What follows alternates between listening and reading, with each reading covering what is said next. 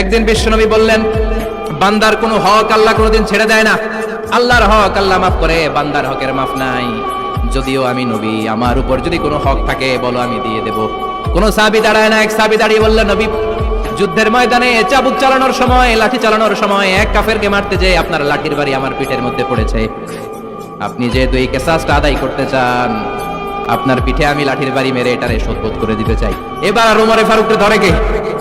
এদিকে আয় তোরে দেখাইতেছে। বিশ্বনবী বললেন, ওমর থামো, মারতে দাও। বিশ্বনবী উনার জুব্বাটা উপরের দিকে উঠালেন, পিঠের মধ্যে বাড়ি দেওয়ার জন্য ওই সাহাবীকে ডাকলেন। ওই সাহাবী বিশ্বনবীকে পিছন দিক থেকে জড়িয়ে ধরে ওই মোহরে নবুয়তের মধ্যে চুমু দিয়ে ফেলেছে। আপনি বিশ্বনবী, উদম গায়ে আপনারে দেখা যায় না, খালি গায়ে আপনারে দেখা যায় না। শুনেছি আপনার পিঠের মধ্যে মোহরে নবুয়ত আছে। অনেক দিনের সাধনা, জল্পনা কল্পনা, আপনার মোহরে নবুয়তে আমার ঠোঁটটা আমি লাগাবো।